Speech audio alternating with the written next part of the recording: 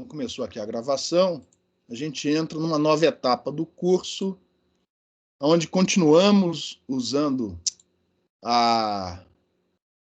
o Bonner aí. Continuamos usando construção de soluções para resolver problemas em guias. Agora vamos ver espalhamentos, como, por exemplo, espalhamento por cilindros, cunhas, muitos problemas bidimensionais. Geralmente, nem sempre, são tratados em coordenadas cilíndricas. Vamos aproveitar para ver o método dos momentos, que faz parte do trabalho. Vamos aproveitar para falar um pouquinho sobre método da fase estacionária. Tem a ver com a matéria que o Cássio oferece, muito melhor do que vai ser dado aqui, lógico, né? De técnicas assintóticas. Então, eu vou aproveitar alguns problemas para sair um pouco do livro-texto, né? Para falar um pouco de métodos momentos, método da fase estacionária, mas basicamente são problemas que vão ser resolvidos com as coordenadas cilíndricas, né? E no caso particular dos problemas bidimensionais, com as coordenadas polares correspondentes. Mas basicamente continua sendo um problema de construção de soluções, tá? Ou seja, nesse aspecto não há novidade em relação ao que a gente viu anteriormente. Então, vocês, se tudo correr bem, vocês terão agora menos dificuldades do que tiveram antes. A dificuldade maior agora é porque nessas coordenadas cilíndricas e depois nas esféricas, as direções, a base vetorial não é mais constante.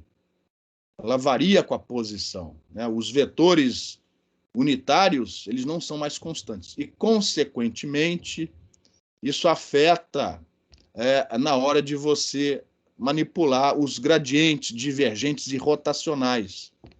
As fórmulas não ficam tão simples quanto aquelas do sistema cartesiano. Consequentemente, a solução da equação de onda, mais uma vez, vamos usar a nossa separação de variáveis, mas as equações resultantes não são tão simples quanto eram as outras que deu como solução seno e cosseno. Então, por exemplo, agora em coordenadas cilíndricas vai aparecer uma função de Bessel por aí. Mais tarde, em coordenadas esféricas, vão aparecer as funções de Bessel esféricas e as funções associadas de Legendre. Mas você não deve ficar preocupado com essas funções, tá? Você não estuda essas funções, por exemplo, no colégio. Ela não aparece na calculadora. Aliás, quem é que usa calculadora hoje, né? Ninguém mais usa calculadora, né? Mas elas estão programadas no MATLAB, elas estão pré-programadas no Matemática. No Moodle da disciplina, eu esqueci de falar isso antes, mas no Moodle da disciplina, se vocês derem uma olhada, já tem um tempo isso, mas eu incluí lá links para vocês obterem livros úteis, muito úteis, de matemática, tabelas, livros sobre funções especiais, onde as propriedades dessas funções estão nesses diversos livros, tá? E, afinal de contas, se você parar para pensar, se eu perguntar para você agora, quanto dá o cosseno de 13 radianos? Alguém consegue me responder sem usar a calculadora? Quanto dá o cosseno de 13 radianos? Quanto dá a função de Bessel de 13? Então, tanto cosseno como função de Bessel você vai ter que calcular de alguma maneira. E você não tenha dúvida, mesmo na calculadora tem um algoritmo numérico ali por trás para fazer aquele cálculo. Então, é uma função como outra qualquer. A diferença é que vocês não estão habituados a lidar com elas. Agora, aqui nesse curso, vocês, na marra, vão se habituar a trabalhar com essas funções, tá? Pelo menos com essas foram citadas aqui. Então, eu vou começar a aula de hoje. Lembrando que essa parte do curso equivale está no capítulo 5 do livro-texto, do livro do Harrington, tá? Então, nós vamos resolver problemas em coordenadas cilíndricas. E aqui uma pequena revisão para quem já se esqueceu. Está aqui o vetor posição R, localizando um certo observador. E esse ponto, né, vai ser definido pelas coordenadas cilíndricas correspondentes. A coordenada Z é a mesma de antes, não houve mudança nenhuma. A mudança é que ao invés de x e y, a gente vai usar ρ e φ. Ρ, né, de uma maneira simplificada, te dá a distância entre o ponto e o eixo Z. Ó. Alguns livros usam a letra R minúscula. Eu gosto de usar a letra R para coordenadas esféricas. Então, aqui, ó, ρ representa a distância entre o ponto e o eixo Z. Não é entre o ponto e a origem. Entre o ponto e o eixo Z. E este ponto projetado aqui no plano Z igual a zero, se você pegar o segmento projetado correspondente, esse segmento faz um ângulo φ em relação ao eixo Z, ou X. Então, sobre o eixo X, o ângulo φ é igual a zero. Com o polegar na direção do eixo Z, você roda no sentido anti-horário. Sobre o eixo Y, é o semiplano, perdão, o semiplano φ igual a 90. Sobre o eixo X negativo, é o semiplano φ igual a 180 graus. Sobre o eixo Y negativo, é o semiplano φ igual a 270. E, finalmente, você volta aqui, ó, para o φ igual a 360 ou φ igual a zero. Em outras situações, ao invés de 0 a 360, o domínio escolhido é de menos 180 a mais 180, como, por exemplo, em algumas funções do computador. Por exemplo, o arco tangente, o ATAN2. Ele vai te voltar valores de ângulo entre menos 180 e mais 180. Então, enfim, desde que você não conte dobrado nem esqueça de nenhum, tanto faz o domínio que você adota. Em relação a essa figura, alguma pergunta? Associada, mas não é igual, mas associada às coordenadas, você tem a base vetorial correspondente, que são as direções unitárias, ρ chapéu, φ chapéu e z chapéu. Não são as coordenadas, estão relacionadas às coordenadas, mas não devem ser confundidas com as coordenadas. É a base vetorial que depende da posição onde você observa certo vetor, base essa usada para você descrever um vetor, por exemplo, vetor campo elétrico, vetor densidade de corrente, enfim, descrever um campo vetorial, uma grandeza vetorial, naquela posição. E como é que essa base vetorial é definida? De uma maneira muito parecida com o que já foi visto antes em coordenadas cartesianas. Você define a superfície onde aquela coordenada correspondente é constante e a direção unitária correspondente é anormal à superfície, apontando na direção onde a coordenada aumenta. Por exemplo, em relação à coordenada Z, essa daqui, ó. Qual é a superfície onde a coordenada Z é constante? É uma pergunta.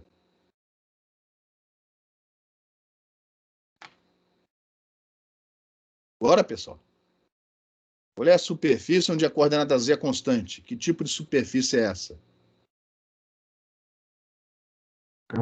Um plano. Um plano, tá? De tal maneira que o eixo Z é perpendicular a esse plano, apontando na direção do crescimento dessa coordenada. E a coordenada ρ? Qual é a superfície onde a coordenada ρ é constante? Cilindro. Um cilindro de raio ρ. E a direção ρ unitária é anormal a esse cilindro apontando para fora, apontando na direção onde a coordenada ρ aumenta. E qual é a superfície onde o ângulo φ é constante? Está inclusive desenhada nessa figura aí, ó.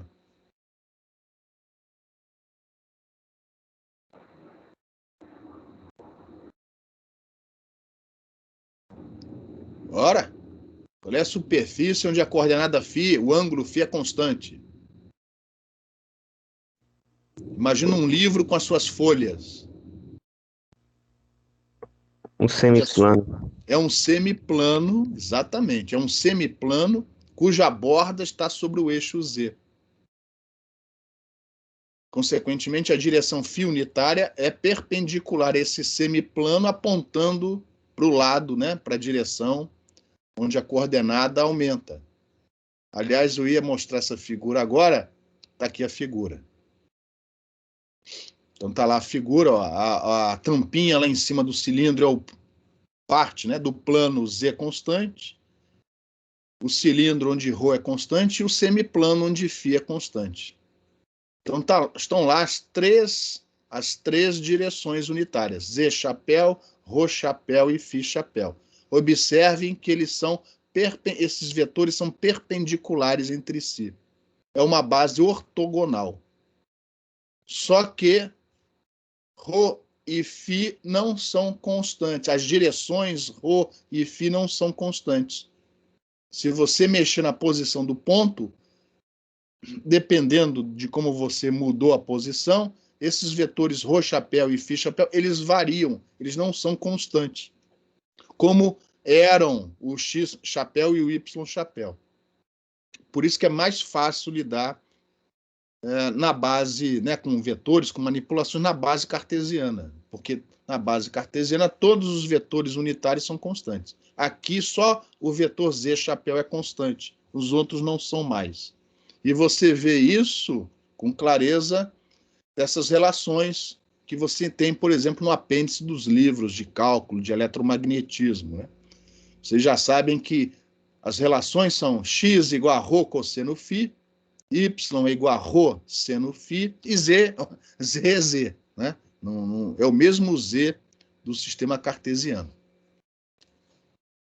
Pondo todos os vetores no ponto onde essas três superfícies se interceptam, ou seja, neste ponto de observação, está ali, ó, a sua base vetorial cilíndrica, z chapéu, φ chapéu, ρ chapéu. Observe que, se o ângulo φ muda, o Z chapéu continua na mesma posição, na mesma orientação, melhor dizendo. A posição muda, mas a orientação é a mesma. Mas o mesmo não acontece com as direções ρ chapéu e φ chapéu. Elas dependem de φ. Elas não dependem de ρ, elas não dependem de Z, mas dependem do ângulo φ. Então, se você mudar o ponto de observação de um semiplano φ constante para outro, esses vetores mudam de orientação. Eles não são constantes. Consequentemente, quando você deriva um vetor, por exemplo, no divergente, no rotacional, esses vetores ρ chapéu e φ chapéu, por dependerem de φ, não podem passar para fora do operador. E a consequência é que as fórmulas de gradiente, divergente, rotacional, elas ficam diferentes, elas ficam um pouco maiores. E isso vai acarretar na equação de onda dos nossos potenciais vetores e, consequentemente, na solução dessa equação de onda. Como a gente vai ver daqui a pouco. E, só para terminar, aqui está, ó, o vetor posição descrito na base vetorial cilíndrica. Repare que não tem um termo φ na direção φ chapéu. O vetor posição na base cilíndrica é ρ na direção ρ mais z na direção z. Puxa, e o φ? O φ está escondidinho aqui dentro, ó. O φ está escondidinho aqui dentro, ó. Ρ cosseno φ, x. Ρ seno φ, y. A variação com φ está escondida dentro desse ρ unitário do ρ chapéu. Em relação a esse slide, alguma pergunta?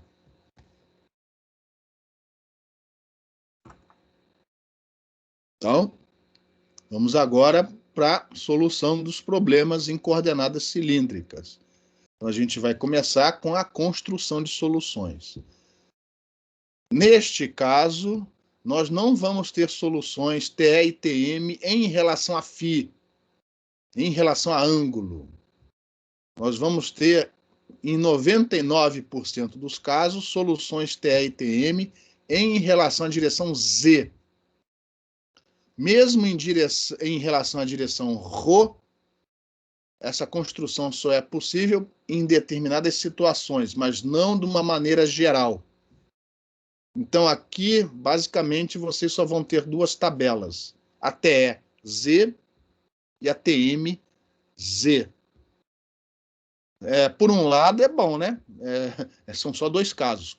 Por outro lado, como você não tem a possibilidade de maneira geral, em ter TE e TM em relação a ρ, TE e TM em relação a φ, só, quase sempre, TE e TM em relação a Z. Por outro lado, vamos ter aqui vários problemas onde você vai ter que resolver a solução híbrida. Ou seja, não vai ter como resolver só TE e só TM, como a gente fez em quase todos os casos passados.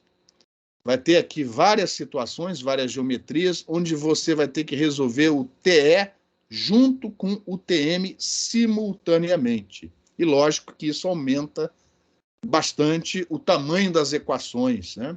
E os problemas ficam mais chatinhos de serem resolvidos, muitos termos. Mas, apesar do tamanho, o processo de obtenção dos autovalores, das amplitudes, segue sempre o mesmo padrão. Condição de contorno: parede condutora elétrica perfeita, tangencial do campo elétrico nulo. Condutora magnética perfeita, tangencial do campo magnético nula. Parede e fronteira separando um meio do outro, ambos lineares, homogêneos, isotrópicos. Componentes tangenciais do E e do H contínuas. Isso não muda, tá? Isso não muda. Mas em alguns problemas, pelo fato de tratarmos só com soluções TE e TM em relação a Z, você vai ser obrigado a resolvê-las simultaneamente. A gente vai ver uns 2, talvez 3 casos onde isso acontece nas próximas aulas. Então, vamos lá. Por enquanto, nada muda. Se você quiser construir uma solução TM em relação a Z, você vai fazer o potencial vetor elétrico F nulo, seu potencial vetor magnético só com componente na direção Z. Essa componente é dada pelo potencial escalar psi, que continua satisfazendo a equação de Helmholtz. Isso não muda. Isso vem das equações de Maxwell. Tá? Não muda pelo fato do sistema de coordenadas ter mudado. O que vai mudar é a manipulação disso aqui. No caso, né, dessa solução TM em relação a Z, essas relações continuam as mesmas. O H continua usando a notação do Balanis, né?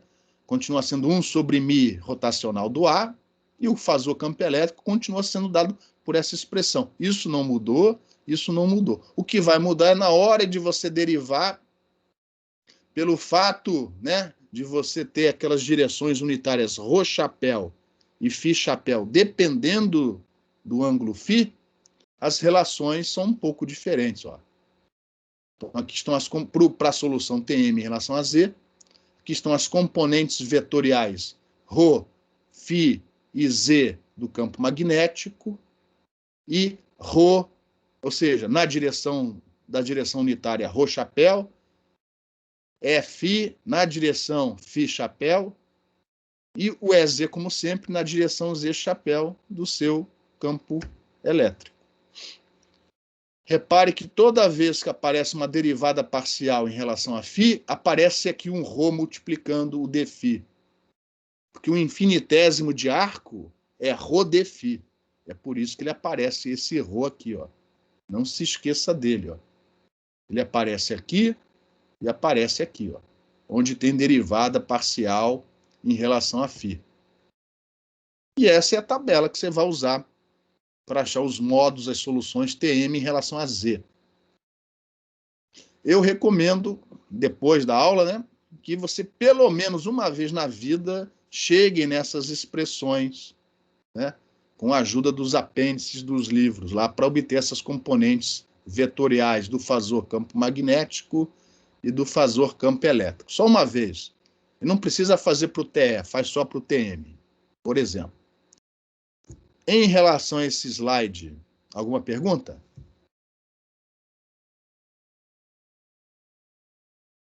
Para a solução TE, é o de sempre. Agora você vai trabalhar em cima do potencial vetor elétrico. Agora, apesar do símbolo ser o mesmo, psi não é o mesmo psi do outro caso. Agora é o psi do TE, que satisfaz a mesma equação de onda homogênea escalar, a equação de Helmholtz. Porém, na hora que você substitui para achar as componentes vetoriais do E e do H, as expressões são diferentes, né? Eu esqueci de ressaltar antes, né? Mas ó, aqui, como esperado, o EZ é igual a zero, né? E, mais uma vez, ó, toda vez que aparece a derivada parcial em relação a φ, ó, tem esse 1 sobre ρ, esse ρ de φ acompanhando aqui e aqui, ó. E lógico que as derivadas agora são em relação a ρ, a φ e a z. As expressões em relação a z, ó, não mudam, são as mesmas que nós já tínhamos antes, quando trabalhamos com sistemas cartesianos. Essas aqui mudaram.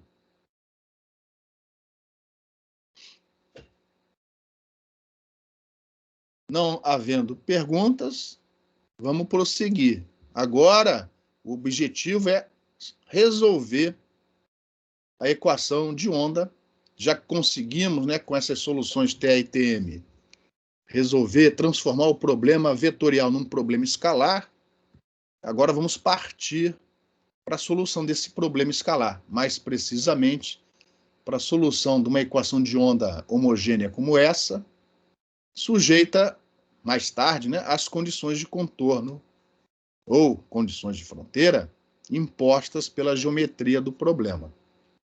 E aí só vamos resolver problemas onde a separação de variáveis pode ser utilizada. Outros problemas podem ser tratados em coordenadas cilíndricas, mas se separação de variáveis não puder ser usada, tem que ser resolvido numericamente. E como é que eu sei que um problema vai poder ser resolvido usando separação de variáveis em coordenadas cilíndricas? Como é que você consegue ver isso antes de resolver o problema? Uma pergunta.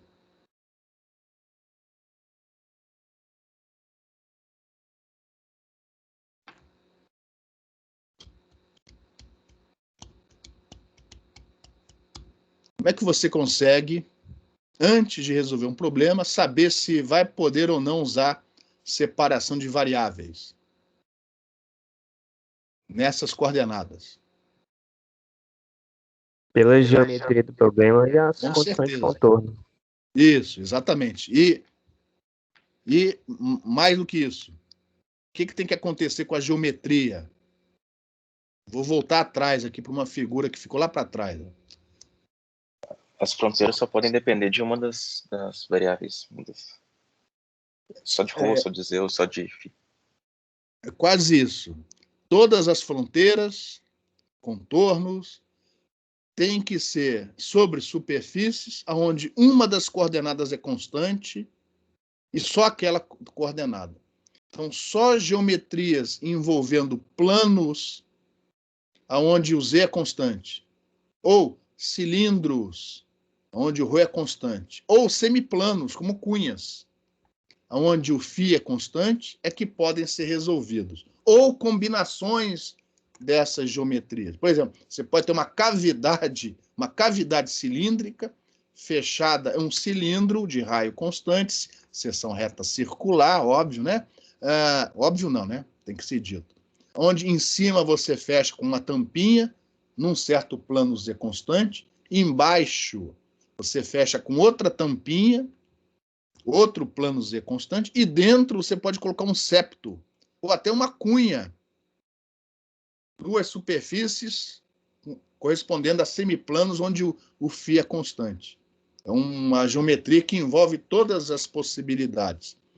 Nessas condições, como no caso do cilindro circular, que vocês têm que resolver no trabalho de vocês, nessas condições, em princípio, é possível aplicar a separação de variáveis. Então, nós aqui no curso só vamos estudar, resolver problemas envolvendo esses tipos de geometrias.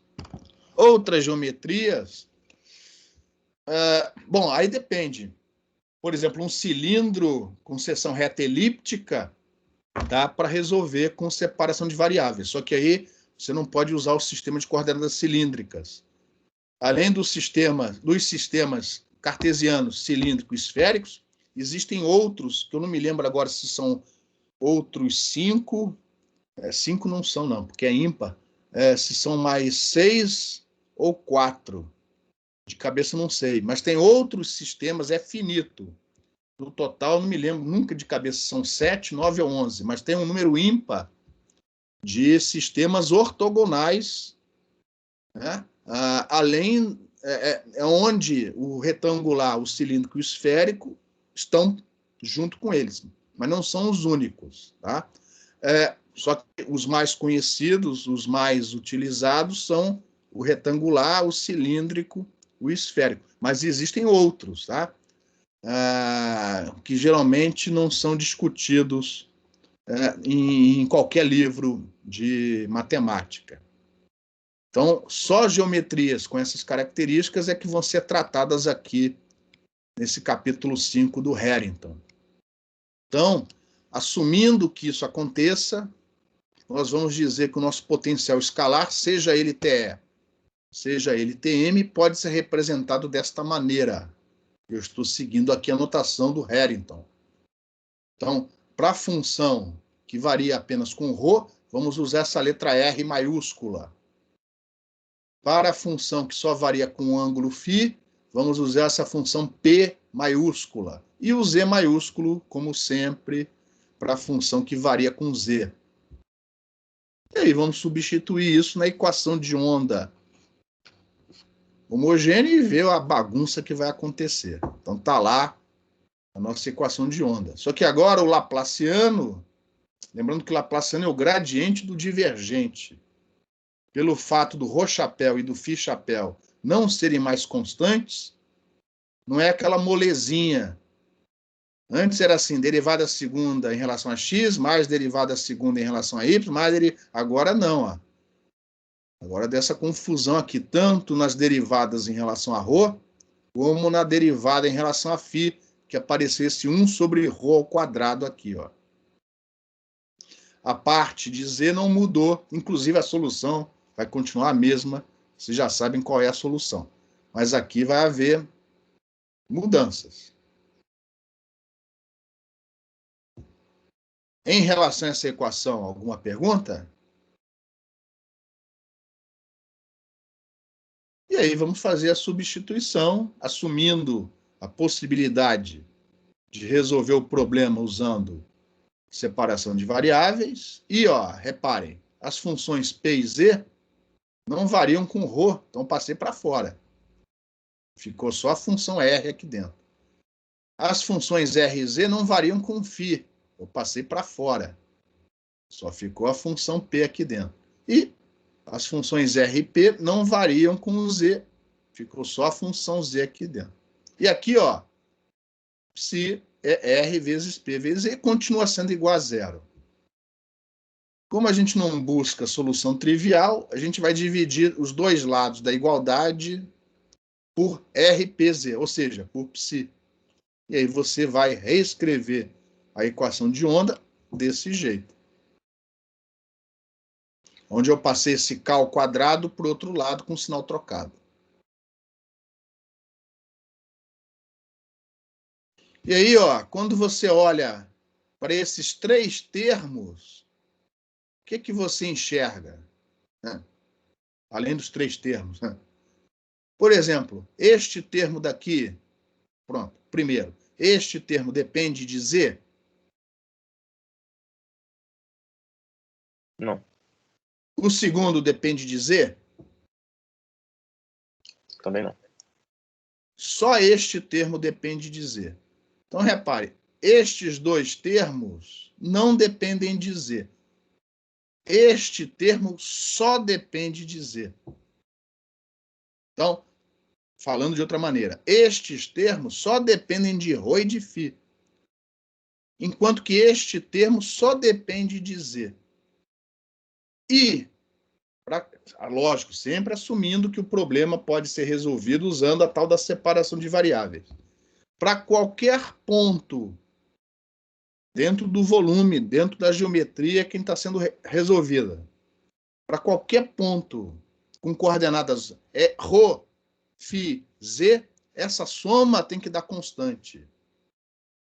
Só tem um jeito disso acontecer, é se este termo, e lógico, e consequentemente este somatório, forem constantes.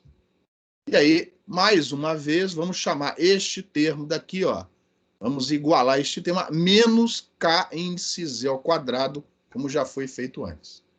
Vamos manter a notação. Sempre seguindo, pelo menos nisso daí, o livro do Harrington. Você já sabe qual é a solução disso aqui. Vai ser a combinação de senos e cossenos, se você achar que a solução é estacionária, ou as exponenciais complexas, se você estiver vislumbrando propagação na direção Z. E o que sobrou, né, eu troquei esse termo por menos kz ao quadrado e passei para o outro lado com o sinal trocado. Então, eu já separo essa equação da outra e já chego à conclusão que, para a função z, como antes, esta é a solução.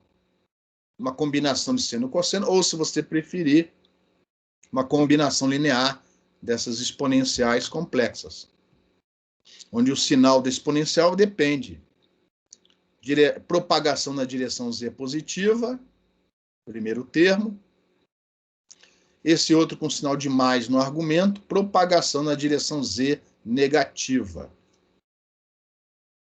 E aqui, nessas notas de aula, eventualmente, né, para não escrever um negócio desse tamanho, a gente vai usar novamente aquela notação reduzida, em algumas situações.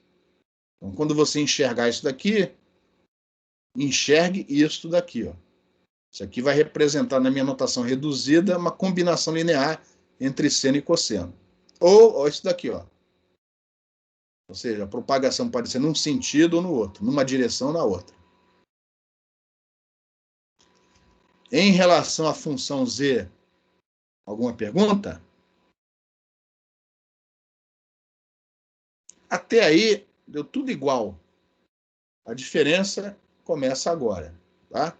Então, nós vamos pegar essa equação e continuar trabalhando em cima dela. E aí, observe. Esta função aqui, este termo, melhor dizendo, este termo depende de φ.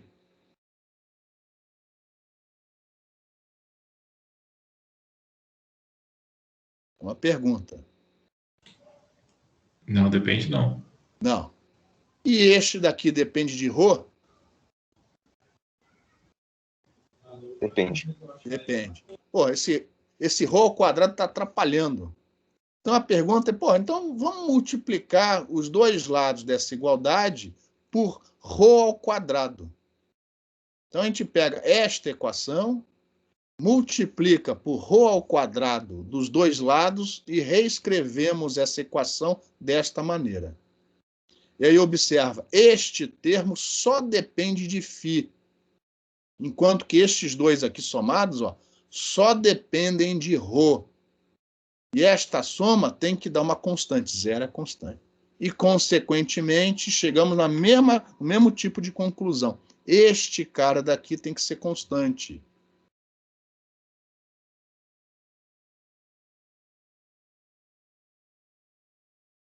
E partimos para o próximo slide. Ó.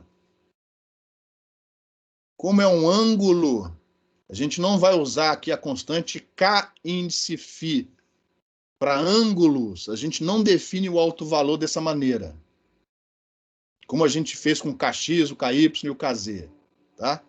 Então, vamos usar um outro símbolo. E seguindo a anotação do Harrington e da maioria dos livros, vamos usar essa letra grega nu. E quando o nu for inteiro, a gente vai trocar o ni por n. N minúsculo. Mas só quando o ni for inteiro. Então, já estamos antecipando. Nas situações, depois a gente vai ver que situações são essas. Onde esse valor ni é inteiro, a gente vai usar a letra N minúsculo. Tá? Por enquanto, como é geral, vamos manter o símbolo ni. E, consequentemente, os outros termos, né? A gente troca isso por menos ni ao quadrado. A última equação, ó, vai ser essa daqui. Olha que coisa horrorosa.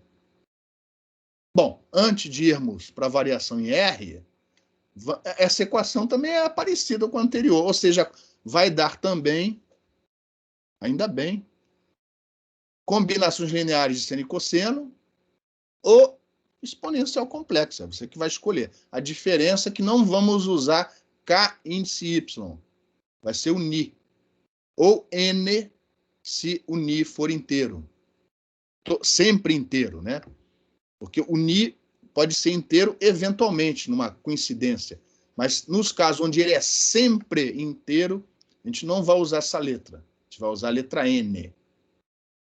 Então, por enquanto, não está assustando em nada essa solução. O susto vai vir agora. Que a solução dessa equação não é em função de senos e cossenos. Essa é uma equação de Bessel. A solução são as funções de Bessel, né? A função de Bessel de primeiro tipo e a função de Bessel de segundo tipo. Ou, né? Ou a combinação delas, que no caso são as funções de Hankel. Então, apesar de não serem as funções de Bessel de primeiro e segundo tipo, você pode pensar assim como se fossem os senos e cossenos. Enquanto que as funções de Hankel vão ser usadas quando você antecipar propagação na direção ρ, ou num sentido ou no outro. Como no caso, por exemplo, do espalhamento de uma onda por um cilindro. A gente espera que no caso do espalhamento de uma onda plana, por exemplo, por um cilindro, né, o campo espalhado parta do cilindro para fora. Então, nesse caso, para a variação em ρ, o melhor vai ser usar a função de Hankel. Não é a mesma coisa, mas é como se funcionasse como uma exponencial complexa. A gente vai ver melhor as propriedades dessas funções. Só que antes de prosseguirmos, alguma pergunta?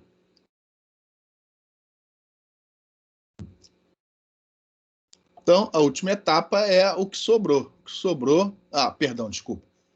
Então, pelos mesmos motivos, eventualmente, em algumas transparências ou em alguns slides, eu vou usar essa notação resumida, né? Pelos mesmos motivos, para não ficar muito grande as equações, tá? E aí, finalmente, a equação diferencial que resta, esta daqui, reescrita, né, de uma maneira mais apropriada, a gente vai fazer isso no próximo slide, é a conhecida como equação de Bessel. E aqui está uma pintura mostrando o Bessel, um matemático de alguma região onde hoje a gente conhece como sendo Alemanha, tá? Eu não sei exatamente aonde. Então, a gente pega aquela equação anterior e reescreve desse jeito. Essa ela é reconhecida, né? É a mesma equação, só que ela foi reescrita. Depois vocês verifiquem isso, desta maneira. Aonde, deixa eu voltar atrás para ficar mais claro. Aonde aparece aqui, ó, k ao quadrado menos kz ao quadrado, ó, tá vendo aqui, ó? K ao quadrado menos kz ao quadrado, eu vou igualar isso a kρ ao quadrado. E, consequentemente, ó, a equação da separação de variáveis em coordenadas cilíndricas é k ao quadrado igual a kz ao quadrado mais kρ ao quadrado. Na equação não aparece kφ, não aparece ni, o K-ρ ao quadrado, de certa forma, faz o papel do kx ao quadrado mais ky ao quadrado. Então, a equação da separação de variáveis é só essa daqui, ó. E esse K-ρ vai aparecer na solução dessa equação de Bessel, como a gente vai ver daqui a pouco. Então, sem explicar, sem provar, a solução desta equação são as funções de Bessel. Combinação dessas funções de Bessel, né, que são linearmente independentes uma da outra. Dá para provar isso. Nós não vamos provar. Esta função aqui, ó, é a função de Bessel propriamente dita, também chamada de função de Bessel de primeiro tipo. Primeiro tipo. É a função de Bessel de ordem ni, aqui, ó. O ni aparece aqui, ó. Cujo argumento é K-ρ vezes ρ. O K-ρ aparece aqui dentro, ó. O K-ρ, que este cara daqui, ó, aparece aqui dentro, multiplicando o ρ. E o ni da ordem, o ni aparece na ordem da função de Bessel. Por exemplo, se o ni for igual a 0, você tem a função de Bessel de ordem 0. Se o ni for igual a 1 trilhão, é a função de Bessel de ordem 1 trilhão. Esta função n é conhecida como a função de Neumann ou função de Bessel de segundo tipo. E aqui, ó, as funções de Hankel, que nada mais são do que combinações dessas funções de Bessel aqui. Combinações muito parecidas com o que a gente viu com seno e cosseno. A função de Hankel, aliás, eu vou mostrar embaixo que é melhor do que ficar falando. Você vai usar isso quando você achar que, em relação a ρ, a solução é estacionária, ou isso daqui, se você, dada a geometria, achar que é melhor representar como uma onda cilíndrica propagando na direção do eixo Z, ou seja, de fora para dentro, ou de dentro para fora, se afastando do eixo Z. A função J de ni é a função de Bessel, ou função de Bessel de primeiro tipo, de ordem ni, e argumento K-ρ vezes ρ. A outra função é a função de Neumann, representada pela letra N, e é esta a notação que nós vamos usar.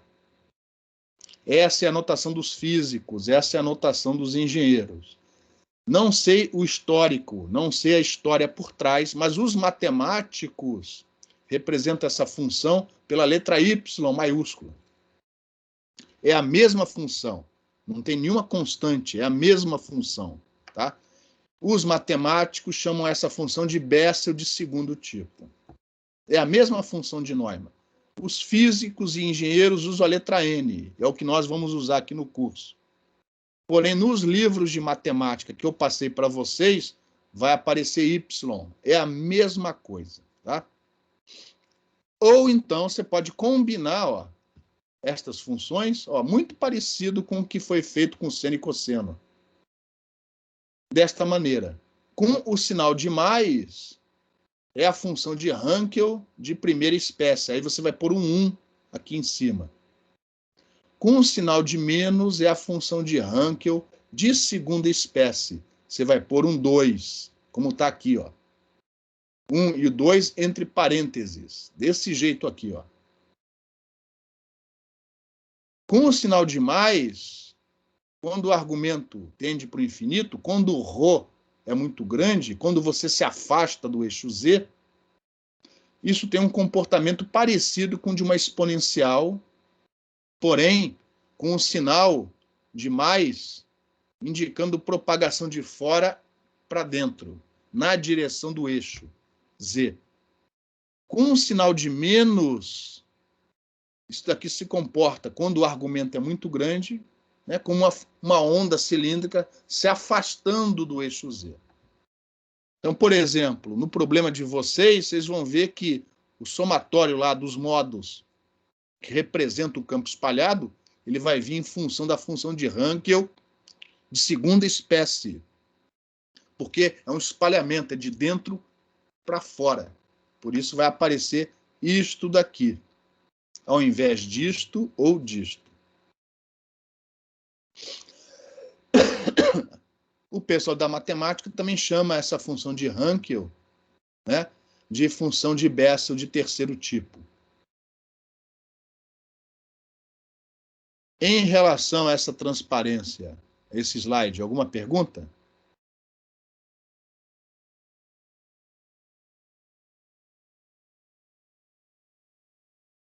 Eu vou mostrar até o final da aula algumas propriedades das funções de Bessel. Provavelmente a grande maioria de vocês nunca viu função de Bessel antes. Dependendo do curso, por exemplo, na UFMG, o Leone fez graduação na UFMG, talvez, eu espero que sim, né, tenha visto função de Bessel, ou em EDA, equações diferenciais parte A, ou em EDB. Leone, isso é verdade ou é mentira? Em EDB teve, mas mesmo assim foi mais para o final, quase como curiosidade, mas foi. Agora você sabe por quê, porque os professores estavam te preparando para fazer a matéria campos eletromagnéticos harmônicos.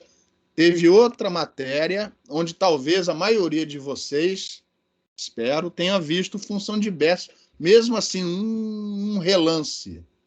Alguém se lembra onde função de Bessel aparece em comunicações? Em teoria de comunicações? Que aparece lá um somatório e tem umas funções de Bessel que aparecem lá no meio do caminho? Modulação? FM, faixa larga. Aparece lá. Vocês não podem estar lembrando, mas se vocês estudaram direito modulação FM, tem lá a função de Bessel, tá? Lógico que o professor fala assim por esquece. Aqui não vai ter como esquecer. Vocês vão usar e muito essas funções de Bessel. A referência boa, enfim, uma das referências boas é o livro do Abramovitz, né? Mas é um livro já antigo, uma tabela antiga, e aí em 2010 surgiu essa outra tabela do NIST. O NIST é mais ou menos como se fosse o Inmetro norte-americano.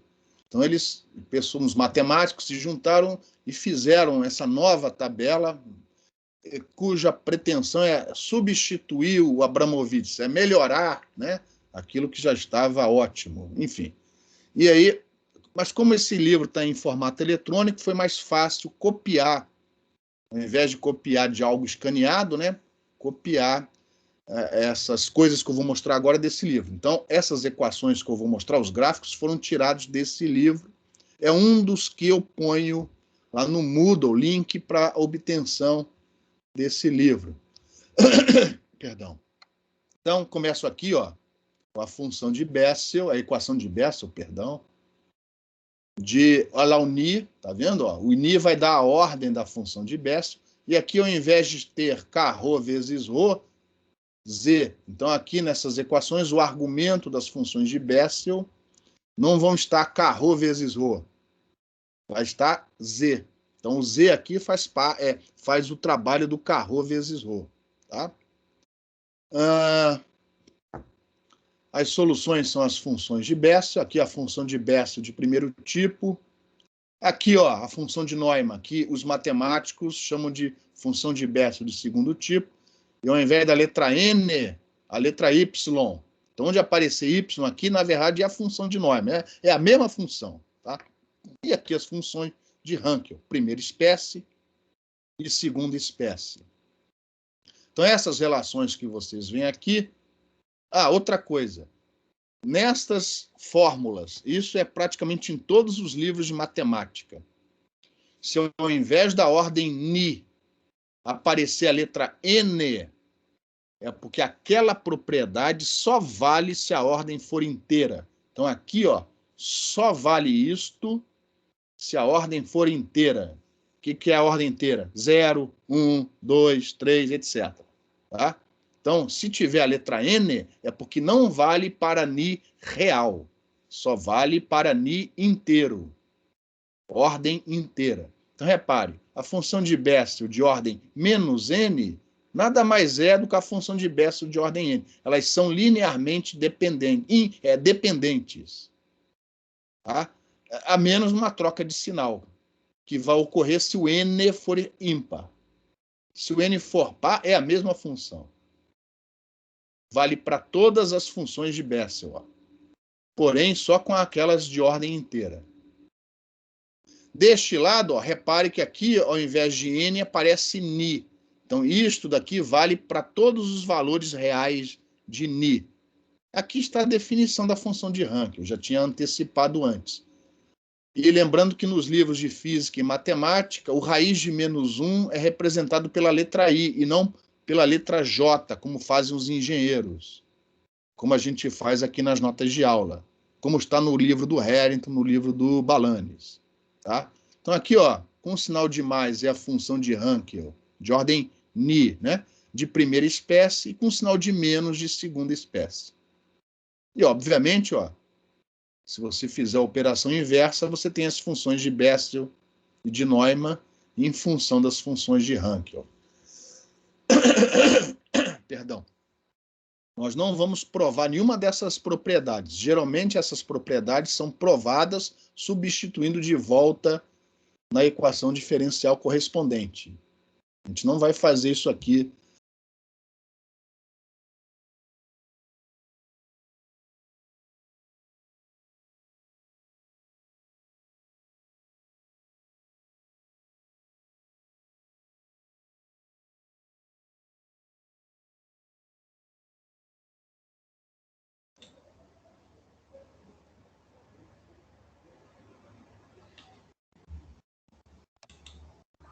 Travou para mais alguém? Travou para mim também.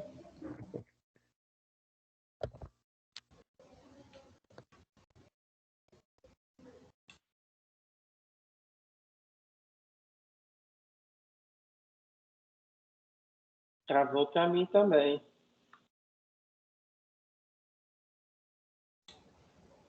Já deve ter caído a internet do professor.